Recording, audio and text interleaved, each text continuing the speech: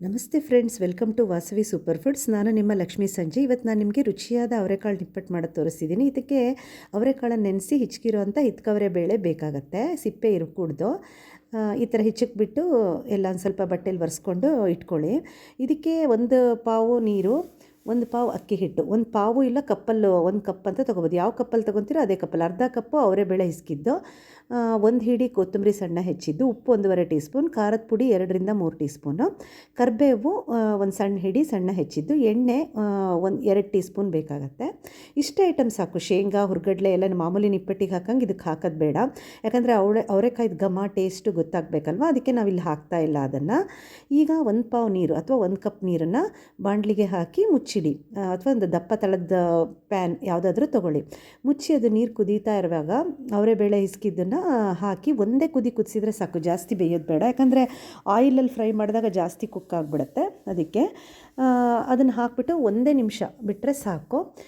Next ಇದಕ್ಕೆ ನಾವು ಇದನ್ನು ಬೇಕಿದ್ರೆ ಕೆಲವರು ಬೇಯಿಸ್ಲಿಲ್ಲದೆ ಹಾಗೇನೂ ಡೈರೆಕ್ಟಾಗಿ ಹಿಟ್ಟಿಗೆ ಹಾಕ್ತಾರೆ. ಇನ್ನು ಕೆಲವರು ಕರೆದುಬಿಟ್ಟು ಅವರೆಬೇಳೆನ ಕರೆದುಬಿಟ್ಟು ಹಿಟ್ಟಿಗೆ ಸೇರಿಸ್ತಾರೆ. ಕರಿಬೇವು ಸಣ್ಣ ಹೆಚ್ಚಿದ್ದನ್ನು ಹಾಕಿ ನೆಕ್ಸ್ಟ್ ಕೊತ್ತಂಬರಿನೂ ಹಾಕಿ ಇದೆಲ್ಲ ಒಳ್ಳೆ ಘಮ ಕೊಡುತ್ತೆ. ಈ ಥರ ಅವರೆಕಾಳನ್ನು ಕರೆದು ಹಾಕಿದರೆ ನಿಮಗೆ ಇನ್ನೂ ಜಾಸ್ತಿ ಕ್ರಿಸ್ಪಿಯಾಗಿ ಬರುತ್ತೆ. ಬಟ್ ಬೇಯಿಸಿ ಹಾಕಿದರೆ ನಿಮಗೆ ಟೇಸ್ಟ್ ವೈಸ್ ಹೋದರೆ ತುಂಬ ಚೆನ್ನಾಗಿರುತ್ತೆ. 1.5 ಟೀ ಸ್ಪೂನಷ್ಟು ಉಪ್ಪು ಹಾಕ್ತಾಯಿದ್ದೀನಿ.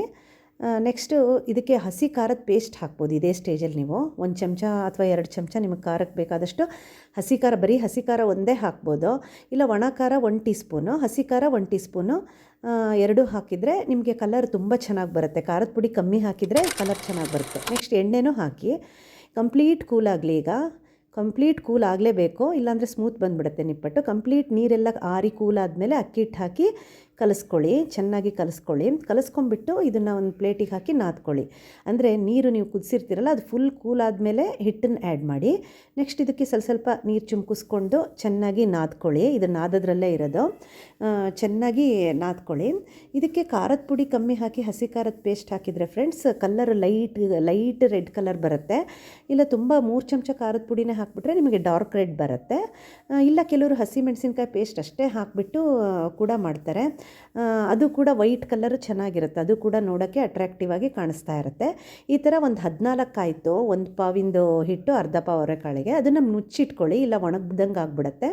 ಆ ಉಂಡೆಗಳಿಗೆ ನಾದಿಟ್ಟಿರ್ತೀರಲ್ಲ, ಆ ಉಂಡೆಗಳಿಗೆ ಸ್ವಲ್ಪ ಎಣ್ಣೆ ಸವರಿ ಫಸ್ಟ್ ಒಂಚೂರು ಯಾವ್ದಾರ ಲೋಟ ಬಟ್ಲು ತೊಗೊಂಡು ತಟ್ಟಿ ಕೈಯಲ್ಲಿ ಒಂಚೂರು ಪ್ರೆಸ್ ಮಾಡಿ, ಹಾಗೆ ಕೈಯಲ್ಲಿ ಅಂಚೆಲ್ಲ ಒಡಿಲಿಲ್ದಂಗೆ ತಟ್ಕೊಳ್ಳಿ. ನೀವು ಚೆನ್ನಾಗಿ ನಾದ್ಕೊಂಡ್ರೆ ಅಂಚು ಒಡೆಯೋದಿಲ್ಲ, ಅದು ನಾದದ್ರಲ್ಲೂ ಇರುತ್ತೆ. ಮತ್ತು ನೀವು ಕಾಸಿದ ಎಣ್ಣೆ ಕೂಡ ಹಾಕ್ಬೋದು. ಅಲ್ಲಿ ಕುಕ್ ಮಾಡೋವಾಗ ನೀರಿಗೆ ಹಾಕಲಿಲ್ಲ ಅಂದರೆ ಈಗ ಫೋರ್ಕ್ ತೊಗೊಂಡು ಚುಚ್ಚಿ ಮಾಡಿ ಬರುತ್ತೆ. ಯಾಕಂದರೆ ನಿಮಗೆ ಉಬ್ಬೋದಿಲ್ಲ, ಎಣ್ಣೆಗೆ ಹಾಕಿದಾಗ ಉಬ್ಬೋದಿಲ್ಲ. ಈಗ ನೋಡಿ, ಈಗ ಹಾಕಿಬಿಟ್ಟು ಅದು ನೊರೆ ಬರೋದು ನಿಂತ ಮೇಲೆ ತಿರುಗಿಸಾಕಿದ ಮೇಲೆ ಅದು ನಿಮಗೆ ಪೂರ್ತಿ ಕುಕ್ಕಾದಮೇಲೆ, ಅಂದರೆ ಗರ್ಗರಿ ಆದಮೇಲೆ ಮೇಲ್ಗಡೆ ತೇಲಿ ಬರುತ್ತೆ ನಿಪ್ಪಟ್ಟು. ಚೆನ್ನಾಗಿ ಎಣ್ಣೆ ಕಾದಿರಬೇಕು. ಮೀಡಿಯಮ್ ಫ್ಲೇಮಲ್ಲಿ ಕರೀರಿ. ಇದು ನಿಮಗೆ ಯಾವ ಥರ ಬೇಕೋ ಆ ಥರ ಅಡ್ಜಸ್ಟ್ ಮಾಡ್ಕೋಬೋದು ಖಾರದ್ದು. ನಾನು ಹೇಳಿದ ಹಾಗೆ ಅವರೆಬೇಳೆನ ನಿಮಗೆ ಕರೆದು ಹಾಕಿದರೆ ಇದಕ್ಕೆ ಹಿಟ್ಟಿಗೆ, ಆವಾಗ ಅದು ಇನ್ನೂ ಕ್ರಿಸ್ಪಿ ಬರುತ್ತೆ. ಈ ಥರ ನೋಡಿ ನಿಪ್ಪಟ್ಟು ರೆಡಿ ಆಯಿತು. ನೆಕ್ಸ್ಟು ಇದು ನೋಡಿ, ಇದು ಡಾರ್ಕ್ ಕಲರ್ ಬಂದಿದೆ ಖಾರದ ಪುಡಿ ಜಾಸ್ತಿ ಹಾಕಿದ್ದಕ್ಕೆ. ಈ ಥರ ಇನ್ನೊಂದು ಬ್ಯಾಚಲ್ಲಿ ಮಾಡಿದಾಗ ಖಾರದ ಪುಡಿ ಕಮ್ಮಿ ಹಾಕಿ ಹಸಿ ಮೆಣಸಿನ್ಕಾಯಿ ಪೇಸ್ಟ್ ಹಾಕಿದ್ದಕ್ಕೆ ಇದು ಸ್ವಲ್ಪ ಲೈಟ್ ಕಲರ್ ಬಂದಿದೆ. ಪೂರ್ತಿ ಹಸಿ ಮೆಣಸಿನ್ಕಾಯಿ ಪೇಸ್ಟ್ ಹಾಕಿದರೆ ವೈಟಾಗಿ ಅವರೆಕಾಳೆಲ್ಲ ಕಾಣಿಸ್ತಾ ಅದು ಒಂಥರ ಚೆನ್ನಾಗಿರುತ್ತೆ.